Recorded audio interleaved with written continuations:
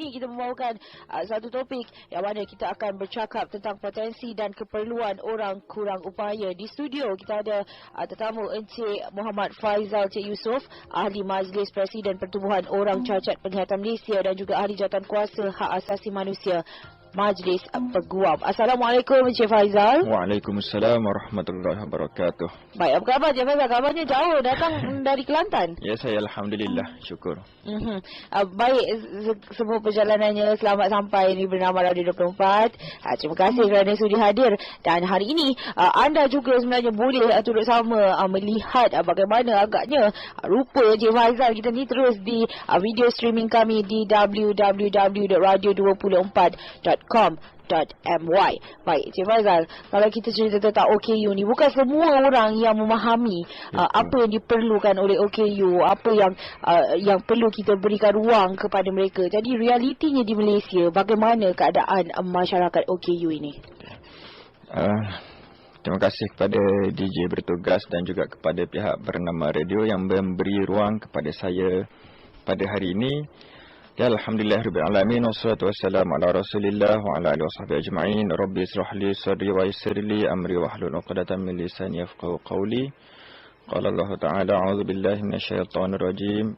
Wa laqad khalaqnal insana fi ahsani taqwim. Shadaqallahul azim.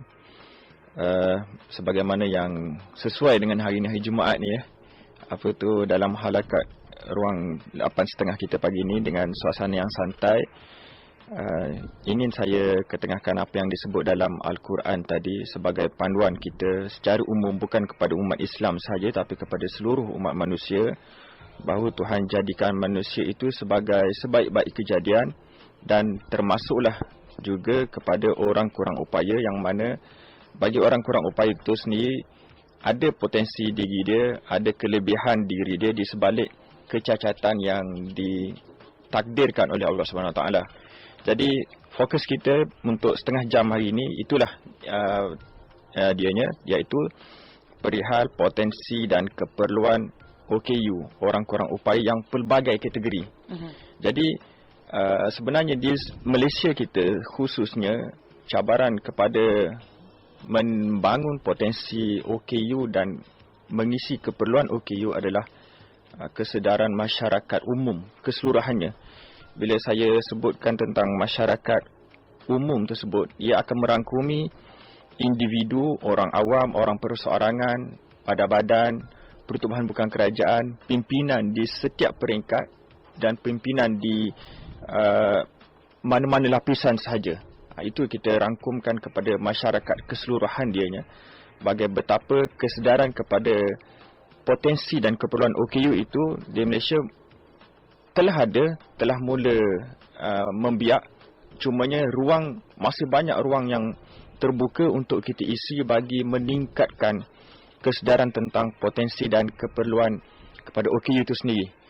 Jadi sebagai permulaan kepada pembicaraan kita pada hari ini, suka saya mewar-warkan kepada masyarakat di luar sana, kepada pendengar-pendengar kita tentang suatu program yang terdekat, iaitu sambutan Tongkat Putih Sedunia.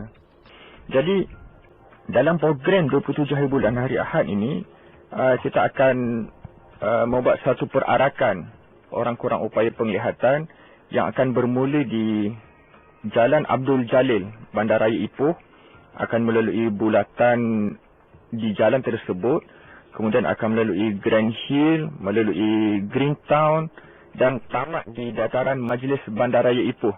Dia lebih kurang dalam sejauh 2 km perarakan yang akan berlangsung pada awal pagi Ahad tersebut, yang juga insya-Allah akan disertai oleh pimpinan-pimpinan utama negeri.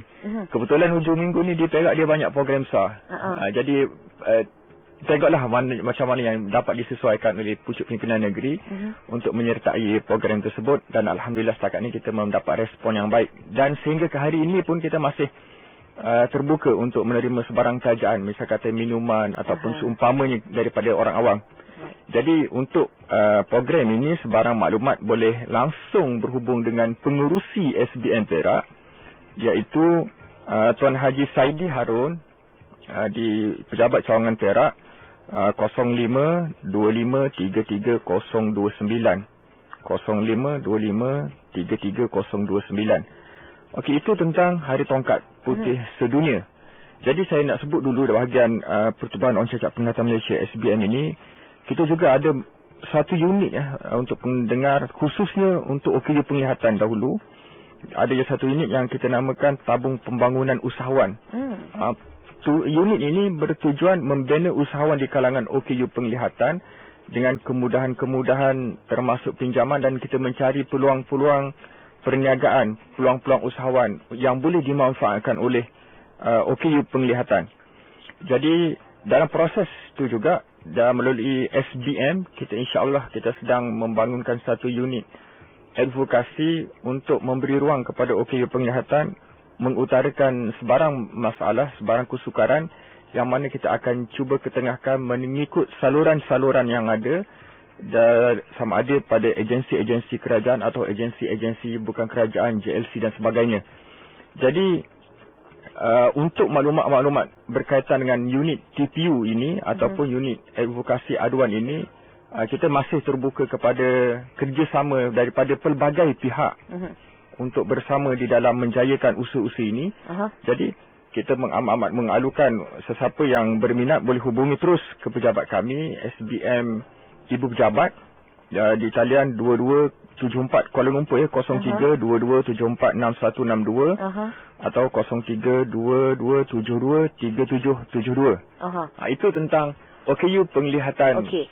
Cik Faizal, Tabung Pembangunan Usahawan sudah lama diadakan atau baru lagi sebenarnya? Untuk TPU ni kita telah ada sejak beberapa tahun dahulu lagi dah. Dan kita telah banyak keluarkan antaranya pinjaman-pinjaman kecil kepada OKU penglihatan. Pinjaman ni tanpa faedah, kepada OKU penglihatan yang ada usaha perniagaan dia sendiri.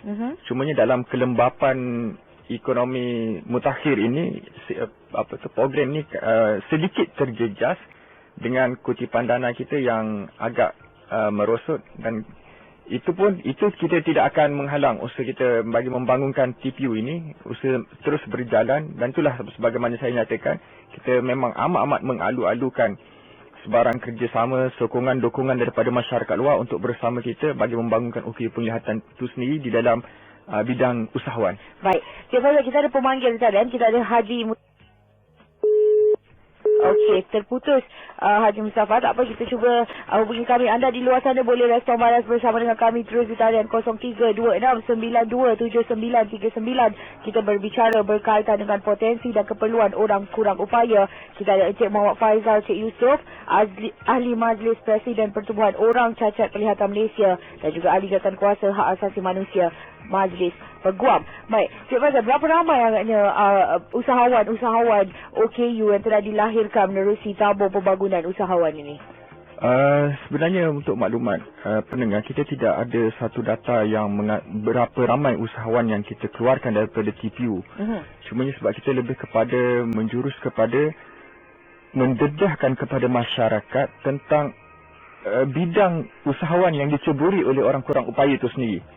Jadi kita mengadakan booth-booth di mana-mana kawasan, mana-mana program terbuka awam untuk mendedahkan masyarakat apa orang kurang upaya penglihatan boleh dilibatkan dalam jenis perniagaan yang macam mana. Jadi jenis perniagaan macam mana tu? Antaranya kalau yang terkini ialah lebih kepada rawatan refleksologi, urutan. Sebab kraft tangan sekarang ni dia menghadapi cabaran dengan kelahirannya banyak barang-barang plastik. Kita lebih kepada sekarang ni kepada refleksologi lah yang tumpuan utama sekarang. Rawatan refleksologi dan urutan badan. Jadi itu yang setakat ni yang banyak diceburi oleh OKU penglihatan, sebab antara faktor-faktor tumpuan TPU SBM, kita memberi fokus kepada OKU penglihatan yang tidak mempunyai dukungan akademik yang tinggi. Jadi kita lebih tumpukan kepada kemahiran OKU penglihatan itu sendiri. Jadi tu untuk saya sebutkan tentang OKU penglihatan secara khusus. Jadi saya rasa kita ubah kepada berpindah kepada isu OKU secara umum tu sendiri. Kebetulannya bulan Oktober ini merupakan bulan di mana di dalamnya ada beberapa hari yang meraihkan OKU yang pelbagai kategori. Okey, antaranya pada 2 Oktober lalu, kita ada hari sambutan Cerebral Palsy, iaitu hari OKU terlantar. Dan pada setiap hari Khamis kedua, kita ada hari penglihatan sedunia, di mana hari penglihatan sedunia ni suatu kempen mencegah kebutaan pada umur dewasa. Dan dalam program ni biasanya hospital-hospital atau unit ophthalmology, hospital-hospital negeri memang aktif menjalankan kegiatan-kegiatan tersebut. Dan lebih istimewa pada tahun 2013 ini saudara pendengar, pada 13 Oktober yang lalu, hari sambutan International Day of Disaster Reduction, IDDR.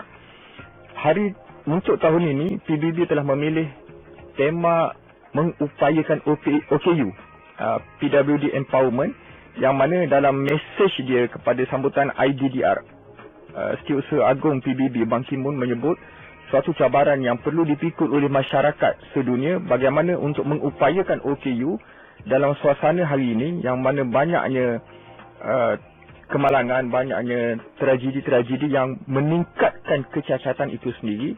Dan mengikut Ban Ki-moon dalam mesej beliau pada IDDR tahun ini, dia diletakkan sebagai 1 bilion penduduk dunia akan terdedah kepada kecacatan hasil daripada pelbagai interaksi semasa. Dalam anggaran ini dia suatu menarik bila mana Ban Ki-moon menyebutkan 1 bilion setelah WHO, Pertubuhan Kesihatan Sedunia, dan World Bank Dunia dalam satu laporan bersama 2011 telah mengeluarkan satu unjuran terbaru antarabangsa yang menyebut 15% daripada populasi penduduk dunia adalah terdiri daripada OKU. Dan perkara ini dia telah membuat update. Kalau sebelum itu anggaran kasar antarabangsa ialah 10% yang mana dipelopori secara bersendirian oleh WHO, tetapi 2011 unjuran ini diperkemaskinikan secara bersama oleh WHO dan World Bank yang meletakkan 15% OKU, populasi penduduk adalah OKU. Baik. Dan unjuran Baik.